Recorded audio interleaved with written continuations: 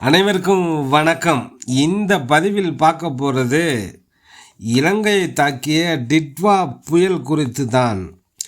எதிர்பாராத நேரத்தில் இலங்கையை தாக்கிய டிட்வா புயல் காரணமாக இதுவரைக்கும் 138 பேர் உயிரிழந்திருப்பதாகவும் சொல்கிறாங்க. மேலும் பலி எண்ணிக்கை உயரும் என சொல்லப்படுகிறது. இலங்கை மக்கள் கடுமையான இன்னல்களை சந்தித்து வருவதால் இலங்கை அரசு அவசர நிலையை அமல்படுத்தி இருக்கு. வங்காள விரிகுடாவில் சில தினங்களுக்கு முன்பு உருவான டிட்வா புயல் வடக்கு இந்திய பெருங்கடலில் உருவான 4வது புயல். டிட்வா புயல் இலங்கையை தாக்கி கடுமையான பேரழிவுகளை ஏற்படுத்தி இருக்கு. புயல் தாக்கிய பகுதிகளில் 24 மணி நேரத்தில் 20 சென்டிமீட்டர் மழை பெய்யும் என கணக்கிடப்பட்டிருந்தது. ஆனால் வவுனியாவில் மட்டும் 39 சென்டிமீட்டர் மழை பதிவாகி இருக்கு. திரிகோணமலையில் 26 சென்டிமீட்டர் மழை பெய்திருக்கு. கிழக்கு மற்றும் மத்திய பகுதிகளில் சில இடங்களில் 30 சென்டிமீட்டருக்கும் அதிகமான மழை பெய்ததாக தகவல் வருகின்றன. இது மிக அதிகமான கனமழையை விட கூடுதலாக இருக்குது. டிட்வா புயல் இலங்கை கடற்கரையை கடந்த போது மணிக்கு 65 கிலோமீட்டர் வேகத்தில் காற்று வீசி இருக்கு. இடையிடையே மணிக்கு 70 முதல் 80 கிலோமீட்டர் வேகத்தில் இருந்ததாக குறிப்பிடப்பட்டிருக்கு. காற்றோட வேகம் மழையினால் ஆயிரக்கணக்கான வீடுகள் இடிந்து விழுந்து சேதமாகி இருக்கு. நிலச்சரிவினால் பாறைகள் உருண்டு வீடுகள் சேதமடைந்துள்ளன. தேயிலை தோட்ட பகுதிகளும் கடுமையாக பாதிக்கப்பட்டிருக்கு. தொடர்ந்து பெய்த கனமழையால் சாலைகள் துண்டிக்கப்பட்டிருக்கு. நிலச்சரிவும் ஏற்பட்டிருக்கு. தலைநகர் கொழும்புவின் புறநகர் பகுதியில் திரும்பும் இடமெல்லாம் இடுப்பளவு தண்ணீர் தேங்கி இருக்கு. மழைப்பொழிவு அதிகமாக இருந்திருக்கு. கெலனி ஆற்றில் ஏற்பட்ட வெள்ளப்பெருக்கால் கரையோர பகுதிகள் கடுமையாக பாதிக்கப்பட்டிருக்கு. இந்த புயலால் அதிக பாதிப்புகள் உள்ளான பகுதிகள் எங்கெல்லாம் இருந்ததுன்னா மட்டக்களப்பு, புலனூர்வா, மன்னார், முல்லைத்தீவு, அனுராதபுரம், இந்த இடங்கள் எல்லாமே கடுமையாக பாதிப்புக்குள்ளாகி இருக்கு. இலங்கையின் மிகப்பெரிய பாலங்களில் ஒன்றான மாத்தளை மருதகந்தா பாலம் வெள்ளத்தில் அடித்து செல்லப்பட்டிருக்கு. பல மாவட்டங்களில் ரயில் தண்டவாளங்கள், தேசிய நெடுஞ்சாலைகள் வெள்ளத்தில் மூழ்கி இருக்கு. போக்குவரத்து சேவைகள் அனைத்துமே முடக்கப்பட்டிருக்கு. இலங்கையில் சுமார் 30% பகுதிகளில் மின்சாரம் துண்டிக்கப்பட்டிருக்கு. மக்கள் தவிச்சு வர்றாங்க. செல்போன் கோபுரங்கள் சேதமடைந்ததால் பல பகுதிகளில் தகவல் தொடர்பு இணைய சேவைகள் முடங்கி இருக்கு. தொடர்ந்து பெய்த கனமழை, ஆறுகளில் ஏற்பட்ட வெள்ளப்பெருக்கு, அது மட்டும் இல்லாமல் நீர்ப்பாசன திட்டங்கள் நிரம்பி வழிந்ததால் விவசாய நிலங்கள் முழுவதுமாக நீரில் மூழ்கி இருக்கு. மலைப்பாங்கான மாவட்டங்களில் நிலச்சரிவு ஏற்பட்டதால் தேயிலை தோட்டங்கள் கடுமையாக பாதிக்கப்பட்டு இருக்கு. மண் அரிப்பு காரணமாக தேயிலை செடிகள் மண்ணுக்குள்ளே புதைந்து கிடக்கு. சமவெளி பகுதிகளில் பயிரிடப்பட்ட காய்கறிகள், பல தோட்டங்கள் வெள்ளத்தில் அடித்து செல்லப்பட்டிருக்கு. தொடர் மழையினால் மண்ணின் ஈரப்பதம் அதிகமாகி நோய் தொற்று ரூட்ராட் டிசீஸ் ஏற்பட வாய்ப்பு இருப்பதாக பாதிக்கப்பட்ட விவசாயிகள் கவலைப்படுறாங்க. இலங்கை நிலவக்கூடிய மோசமான வானிலை காரணமாக கொழும்புவுக்கு செல்லக்கூடிய பல சர்வதேச விமானங்கள் இந்தியாவுக்கு திருப்பிவிடப்பட்டிருக்கு. துபாயிலிருந்து இலங்கை வழியாக இந்தியா வர இருந்த தமிழர்கள் பலர் கொழும்பு பண்டார்நாயக்கா சர்வதேச விமான நிலையத்தில் கடந்த 2 நாட்களாக தங்க வைக்கப்பட்டு இருக்காங்க. டிட்வா புயலின் பாதை வேகம் அசாதாரணமாக இருந்திருக்கு. சூறாவளி உருவான பிறகு ஆரம்பத்தில் இருந்தே வடமேற்கு திசையை நோக்கி நகர்ந்து இலங்கையின் கிழக்கு வடக்கு கடற்கரை பகுதிகளை கடந்து சென்றது. வங்காள விரிகுடாவில் தென் கடற்கரை பகுதிகளை கடந்து சென்றது. வங்காள விரிகுடாவின் தென்மேற்கு பகுதிக்கு வந்ததும் புயலின் நகரும் வேகம் குறைந்தது. புயல் மெதுவாக நகர்ந்ததால் அது ஈரப்பதத்தை அதிக நேரம் ஒரே பகுதியில் சேகரித்ததுனால இதன் காரணமாக குறிப்பிட்ட பகுதிகளில் கனமழை, வெள்ளம் மற்றும் நிலச்சரிவு ஏற்பட்டது. காற்றின் வேகத்தை விட மழையின் தாக்கம் அதிகமாக இருந்தது. டிட்வா புயலால் அதிகபட்சமாக மணிக்கு 80 கிலோமீட்டர் வேகத்தில் காற்று வீசியது. தொடர்ச்சியான கனமழைதான் பேரழிவுக்கு காரணம். இந்த புயல் எதிர்பாராத ஒரு பருவத்தில் உருவானது. டிட்வா 2025 ஆண்டில் 4வது சூறாவளி புயல். வட இந்திய பெருங்கடலில் புயல் காலம் முடிவடையும் நிலையில் உருவான வலுவான சூறாவளி டிட்வா புயல் கடுமையான பாதிப்புகளை உருவாக்கி இருக்கு. புயலால் பாதிக்கப்பட்ட இலங்கைக்கு உதவ இந்திய விமானப்படை விமானங்கள், கடற்படை கப்பல்கள் எல்லாவற்றின் மூலமாக பல டன் நிவாரணப் பொருட்கள், உணவுப் பொட்டலங்கள் வழங்கப்பட்டு கொண்டிருக்கிறது. தேசிய பேரிடர் மீட்பு படையினர் இலங்கைக்கு அனுப்பப்பட்டு இருக்கிறார்கள். மீட்பு படையினருடன் இணைந்து மீட்பு பணியில் ஈடுபட்டு வருகிறார்கள். இதுக்கு முன்னாடியும் இலங்கை பல புயல்களால் பாதிக்கப்பட்டிருக்கு. அதில் ஒன்று 1964 ஆண்டு ஏற்பட்ட ராமேஸ்வரம் புயல். இலங்கை மற்றும் இந்தியாவின் வரலாற்றில் மிக மோசமான புயல். இலங்கையின் வடமேற்கு கடற்கரையை இந்த ராமேஸ்வரம் புயல் தாக்கியது. இலங்கையின் வடக்கு பகுதியில் மன்னார் மற்றும் யாழ்ப்பாணம் பெரிய அளவில் கடுமையான பாதிப்புக்குள்ளாகின. சுமார் 1000 பேர் உயிரிழந்ததாக அரசு அறிவித்தது. ஆனால் 2000 பேர் பலியானதாக அதிகாரப்பூர்வமற்ற தகவல் எல்லாம் அப்போ வெளியானது.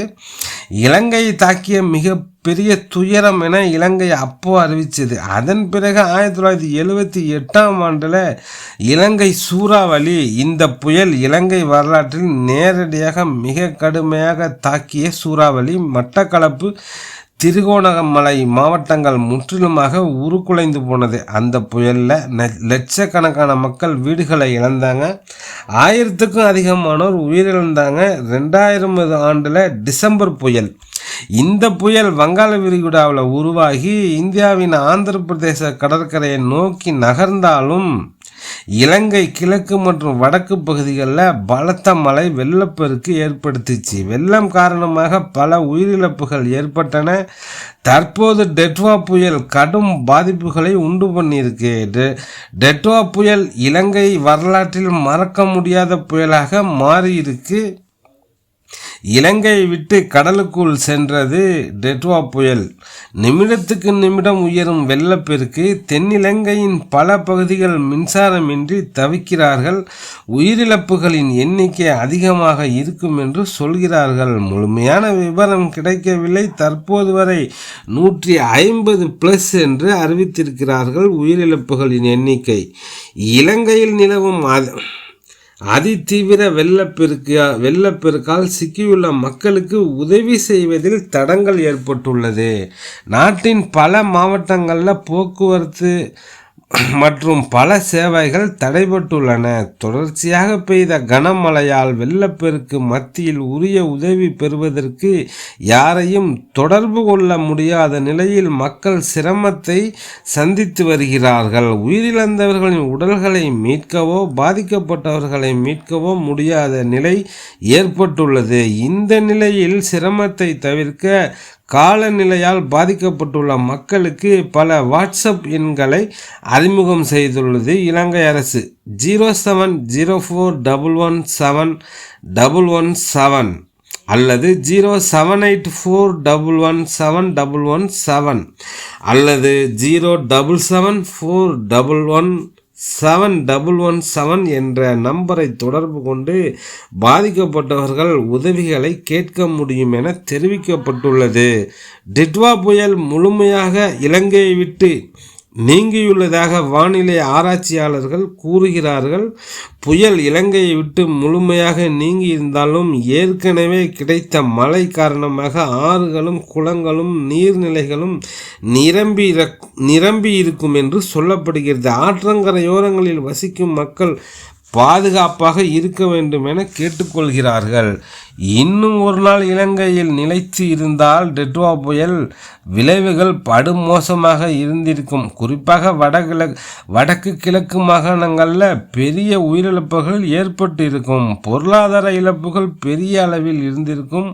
மெல்ல மெல்ல டிட்வா புயல் தாக்கத்தில் இருந்து மீண்டு வருகிறது இலங்கை. ஆயிரக்கணக்கானோர் வீடுகள் அழிந்துள்ளன. லட்சக்கணக்கான கால்நடைகளின் நிலை என்ன என்பது தெரியவில்லை. பல இடங்கள் நீரில் மூழ்கி நீர்நிலைகளைப் போல காட்சியளிக்கிறது.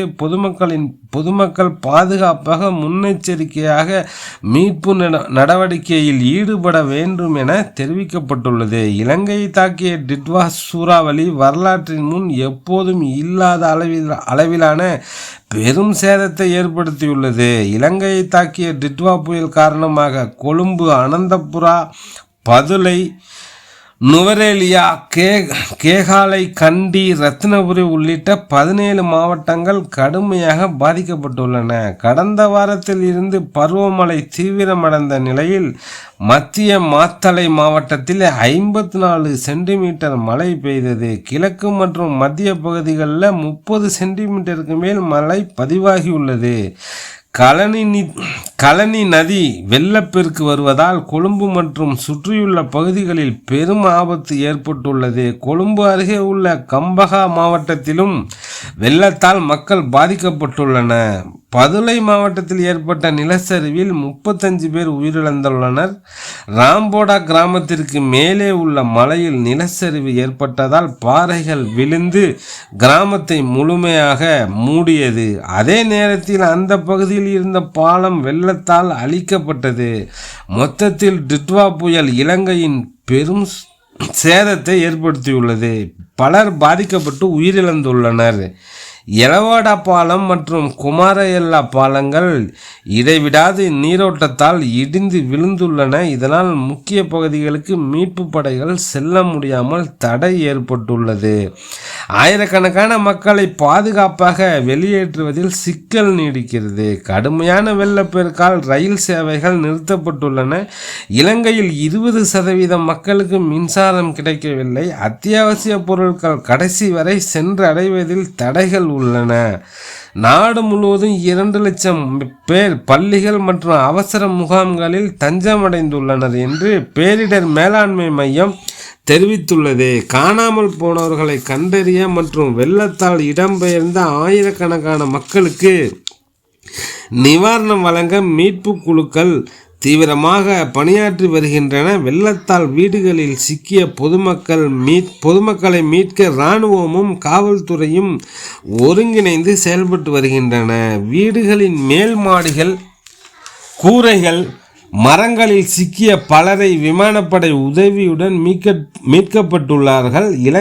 இலங்கைக்கு உதவிகரம் நீட்டிய இந்தியா இந்நிலையில் மக்களுக்கு அவசர நிவாரணம் வழங்குதல் மற்றும் நாட்டை மீண்டும் கட்டமைப்பது குறித்து பிரதமர் ஹரானி அமரசூரியர் அமைச்சர்களுடன் ஆலோசனை நடத்தினார். பல்கலைக்கழகங்கள் மற்றும் அரசு பணியாளர் தேர்வுகள் மறு அறிவிப்பு வரும் வரை ஒத்திவைக்கப்பட்டுள்ளன.